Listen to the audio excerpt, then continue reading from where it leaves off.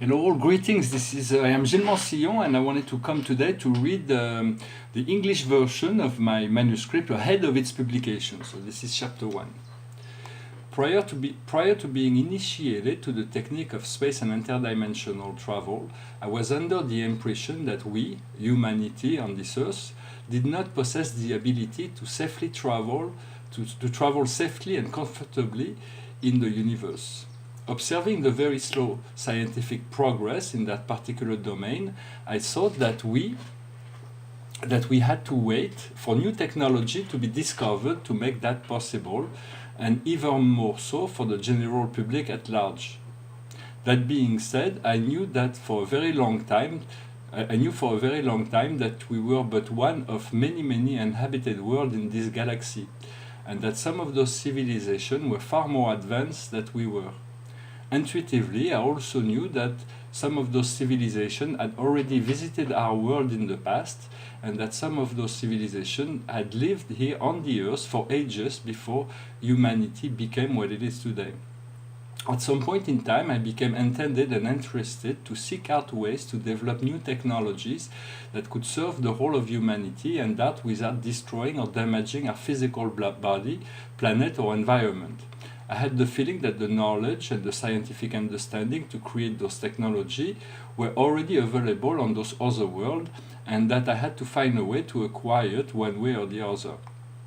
I came to the conclusion that I had to find a mean by which to attract or to invite those energies, those group of spiritual beings or extraterrestrials to our dimensional reality, so that they may share their higher knowledge with us, and so that we could benefit from their wisdom and expertise in that process of developing those new technologies.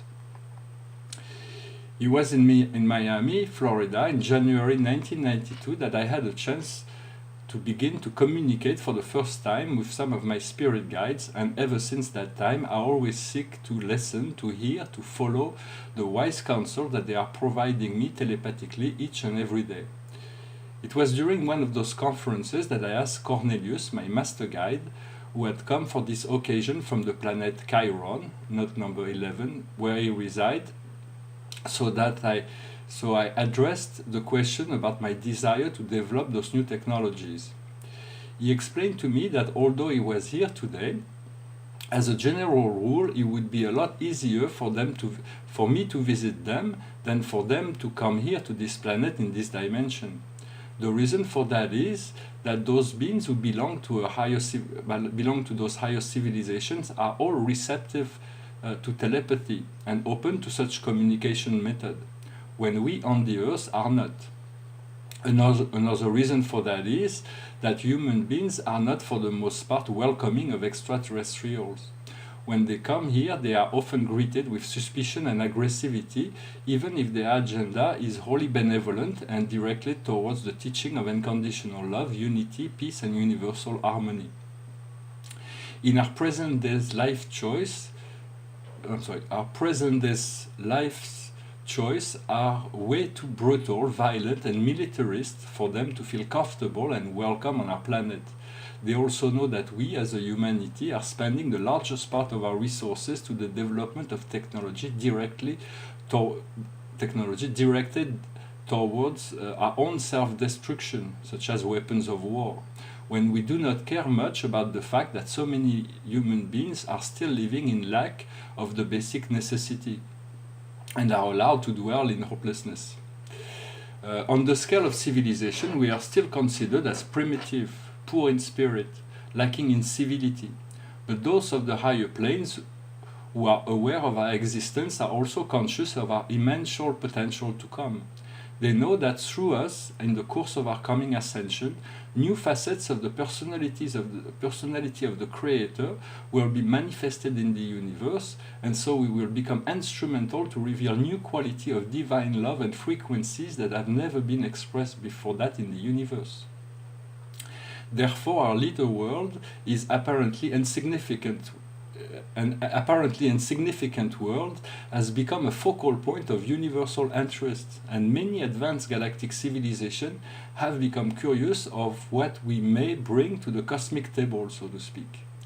they have become increasingly interested to see what we will be able to contribute to the conscious evolution of our galaxy and our universe during and after the planetary ascension that is now unfolding, and that we will continue to unfold, and that will continue to unfold in the coming years and centuries.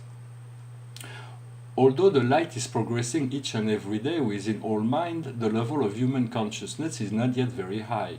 Our level of cosmic wisdom and intelligence is rather limited, and so until we can raise our collective vibration, those of the higher dimension must exercise patience before entering into any form of communication with us.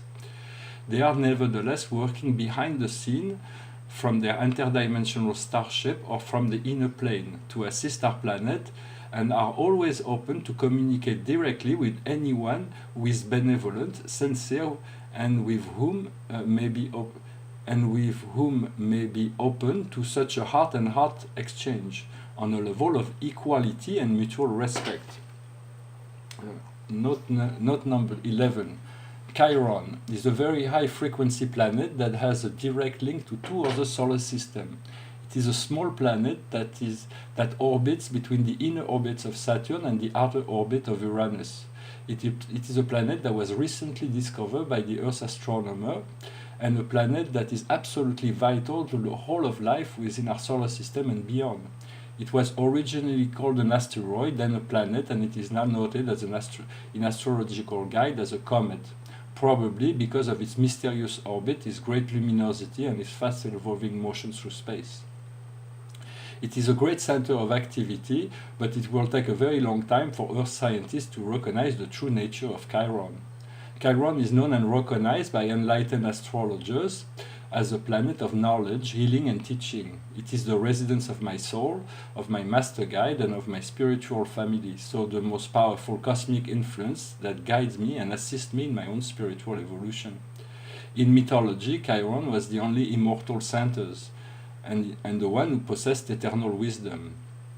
He was the inventor of medicine and the teacher and instructor of most of the great heroes of Greek antiquity. Chiron is also represented in the zodiac by the constellation of Sagittarius. Return to my reading. It is interesting to note when speaking about extraterrestrial civilization that it's not because a civilization has acquired the technological means by which to travel from star system that they are necessarily benevolent or spiritual. There are numerous extraterrestrial civilizations that are very advanced technologically, far beyond anything we can comprehend at this time, but they have not yet been able to develop proportionally in their emotion and their spirituality. There are civilizations that exist in the third and fourth dimension that are very advanced technologically, but they do not yet know love. They do not know what love is.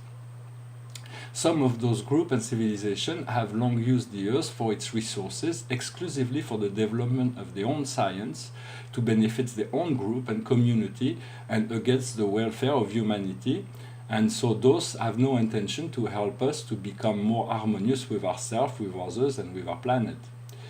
My choice in terms of work, the work I do with extraterrestrial civilizations, has always been to work exclusively with those who have a true wisdom to share and to ignore all others. In all my work on the interdimensional plane, and except for the human community I am part of right now, I have always made the conscious choice to work exclusively with beings and groups that are in the fifth dimension or above, because it is a guarantee that we are in the presence of beings, individuals or groups who have acquired a real knowledge, a real wisdom, and a true desire to serve without ulterior motives. This does not mean that they are not extraterrestrial civilization in the third or fourth dimension that are not benevolent and evolve emotionally. But it is from the fifth dimension onward that we can be sure that all communication, all transmission, and all relationship are sincere and without secret agenda. It is from that level that we can be sure that all connection and all communication are created with a benevolent intention for the spiritual evolution and greatest good of all. Humanity will soon be informed officially of some essential principle of the law of one, note number 12. Note number 12. It will be explained that It will be explained, and those principles will serve as a transitional wisdom towards a more harmonious and intelligent way of living. This amazing transformation that we are about to embark upon in such unusual circumstances will be facilitated by the fact that the spiritual hierarchy, note number 13, of Gaia authorized the Galactic Federation of Light, note number 14, to join the Ashtar Command, note number 15, so that to participate actively in our return to full consciousness and to prepare our collective ascension. It is necessary to mention that it is not usually the role and the mission of the Star Nation to participate so directly to the ascension of a sovereign planet. This monumental enterprise is nevertheless within their capacity, and they have worked from the beginning of time, from behind the veil in their light ship, in order to assist the allies of humanity, note number 16, in the expectation to be officially announced, so that to make the first contact, note number 17, with humanity in normal condition of peace, fraternity, and unconditional love. I'm going to read the note. Law of One. This law can be comprehended partially by the revelation of four eternal principles that transcends our contemporary sciences and the world of physics as we understand it. Those principles of unity consciousness can be perceived, understood, expressed, applied on many levels of existence. They could be resumed in four great principles. The first principle the first principle of the law is the principle of inclusion. This principle tells you that if you exist, it means that you have always existed and you will always exist in one form or another. It tells you that you are a unique and irreplaceable part of the life of God. The second principle tells you that all is one and one is all. All of life is but one life. It is not possible to exist outside of the eternal truth of God, which is inclusive of all states. We are different versions of this life, who is studying itself eternally in order not to lose itself. The third eternal principle is what is called the law of karma, the law of cause and effect, or the law of attraction. That which we give, we receive. That which we sow in time, we harvest in eternity. A concept partially explained by Dante in his masterful poem, The Divine Comedy. We are vibratory beings living in a magnetic universe. It is therefore inevitable that we attract to ourselves that which we produce. It is necessary to note that the law of love transcends the law of karma. As we forgive, we are forgiven. The fourth principle of this law is the law of change and transformation. It is a universal constant, as it was already well stated by Heraclitus in the 6th century BC.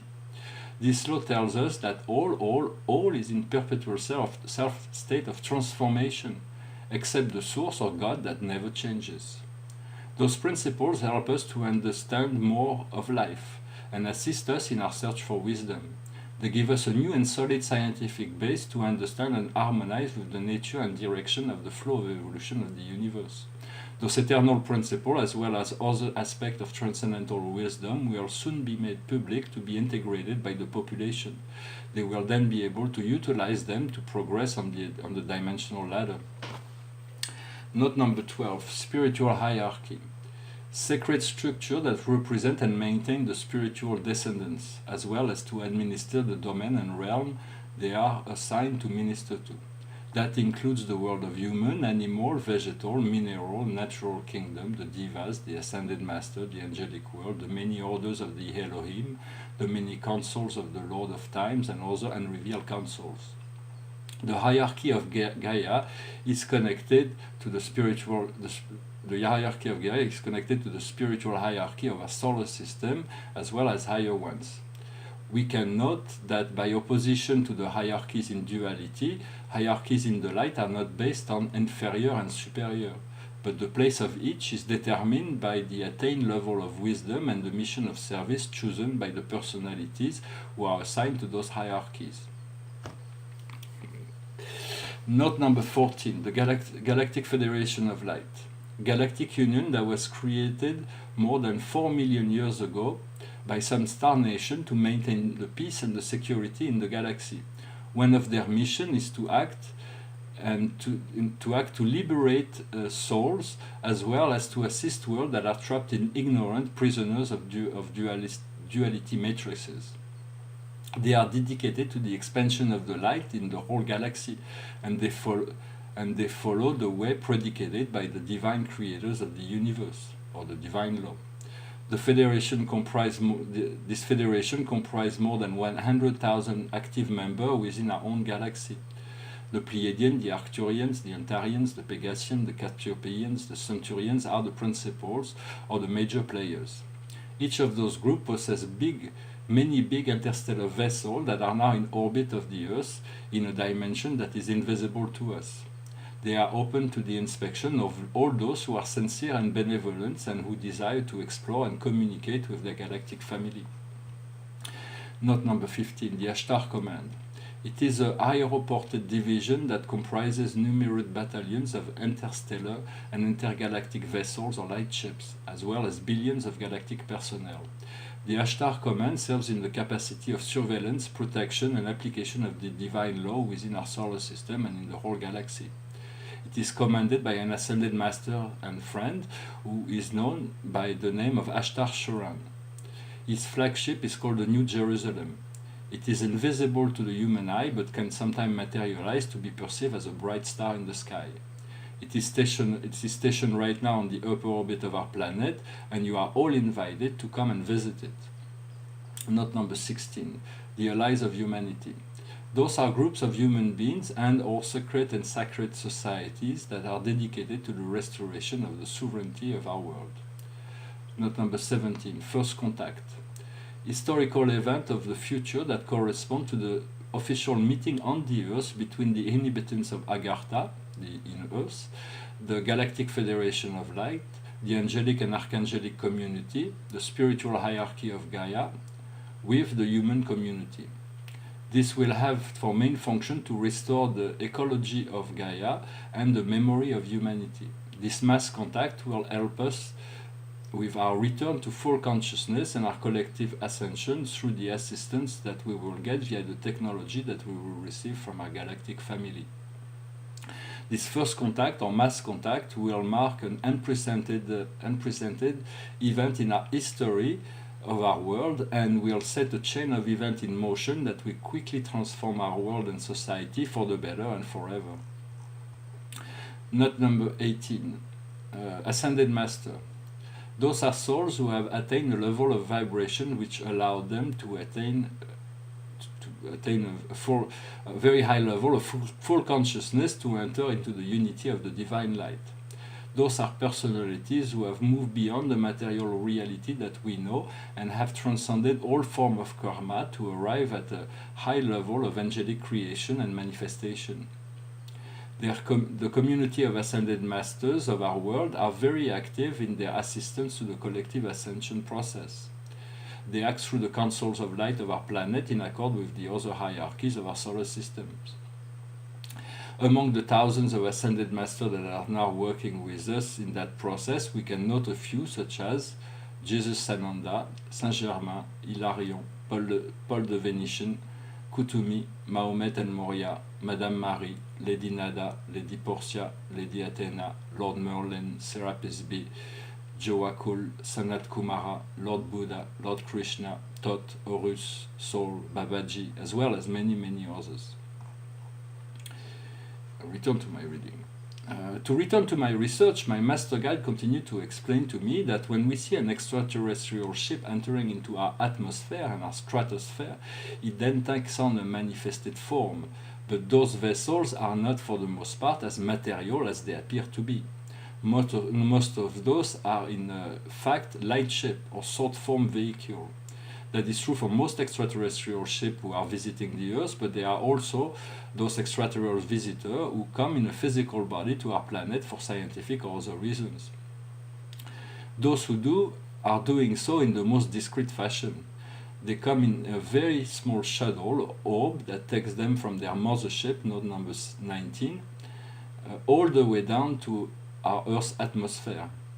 Those shuttles are specially created to navigate in the Earth's atmosphere and makes it and makes it possible for them to come to the surface of our Earth or inside our world, depending on their mission, the mission they have been assigned.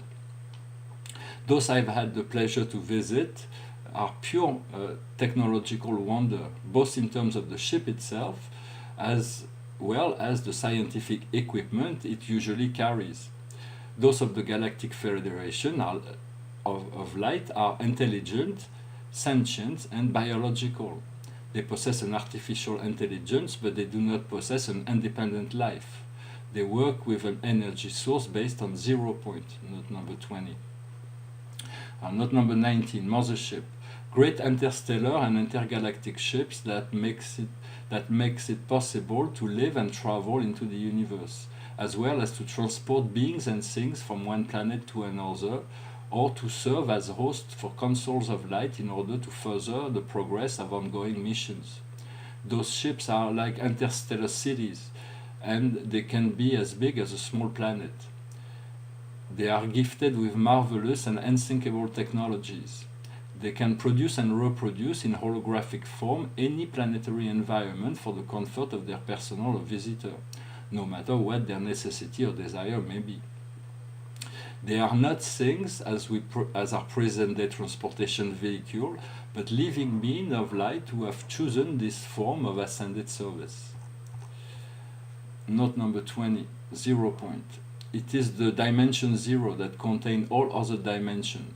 It is also the maximal point of acceleration of all energy that manifests by an experience of original and eternal unity. It is the point of convergence. It is a point of convergence with all that is, as well as a fundamental aspect of our ascension. It is also the point of non-times where we are given to exist in our sacred heart, united to all beings and all things, beyond all judgment or critical thoughts. It is a state of being that humanity as a whole is being guided collectively as part of the Mother's plan. The knowledge of this state of existence will change forever the idea we have about ourselves and our universe, of which we are an integral part. When accessing this dimension, we will gain understanding on how to enjoy a clear, clean, abundant, and eternal source of energy for all our material needs. I return to my reading. Even since the 1950s, a large number of small ships or shuttles of extraterrestrial origin, other than that of the Federation, have had grave, sometimes fatal accidents caused by the perturbation of the magnetic field of the planet or because of the confrontation with the diverse Earth's military forces, and some of those had no choice but to crash on the surface of the Earth. The most famous and mediatized of those events is that of Roswell in the desert of New Mexico, but it is not by far the only one of this kind. The governmental agencies and military groups that have gathered the pieces of those fallen extraterrestrial ships have preferred to keep this information confidential, or top secret to be more exact. After studying them for a while, they figured out a few of their secrets and saw the means by which to secretly advance their own technological knowledge in order to obtain industrial and military advantage over the other nations of the world.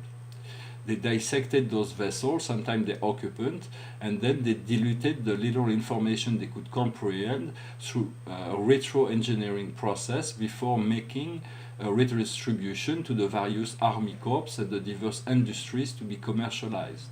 That is one of the reasons of the gigantic technological boom or expansion that we have seen since the 1950s in both the military as well as the civilian domains.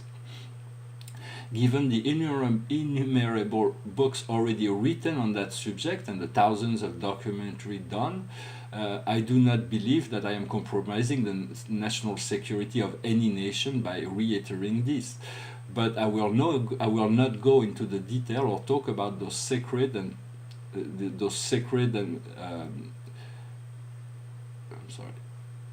the sacred politics that I find more than morally ambiguous or even acceptable from a moral ethical standpoint. I will neither go into discussing certain agreements that have been made behind the scene between certain Earth government leaders and certain negative extraterrestrial groups to exchange stupid military technology for the right to extricate genetic material from certain of our population. we can note that those same governments have developed a secret space program that is far beyond what the public knows, but that I will not discuss in this book.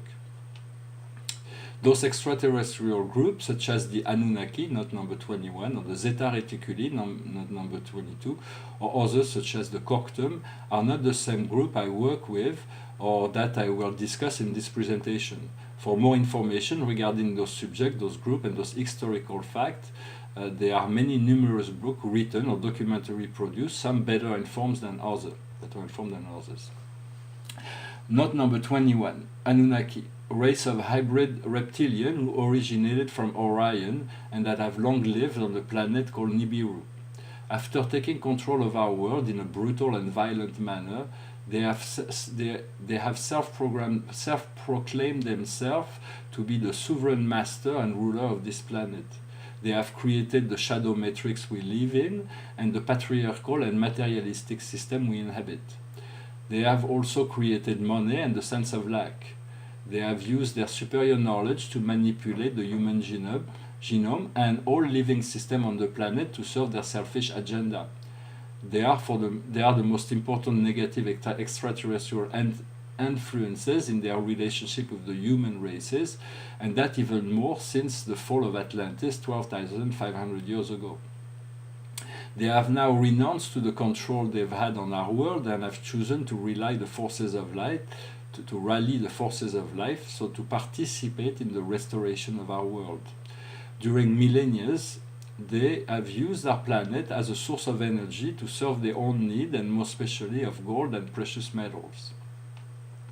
Note number 22, Zeta Reticuli.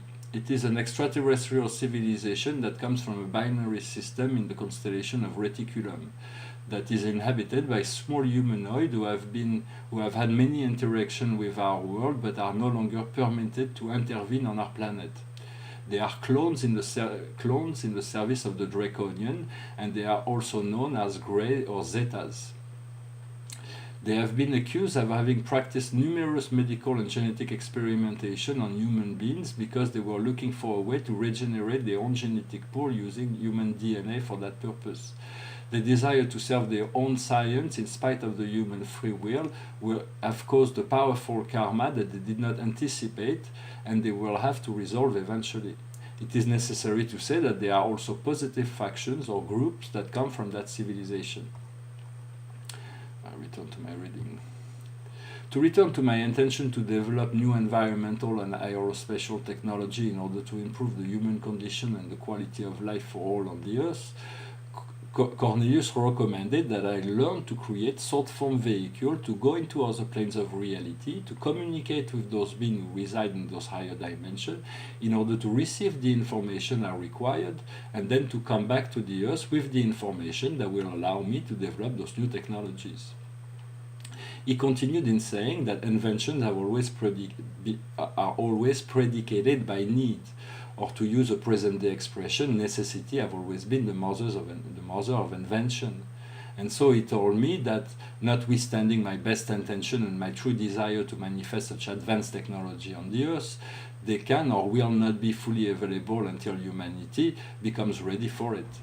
He explained to me that in order to develop such a technologies, like the space vehicle I had envisioned and that I knew existed in the future or in other worlds, I would have to wait for the mentality to evolve and for our airspace to be cleared of those new form of transportation to come about in order to replace those we are using now.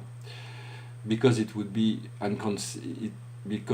not be conceivable for both of those to cohabitate on a large scale, as well as to understand that the energy field that is needed for those to work is not fully compatible with the fossil fuel energies that we are still using.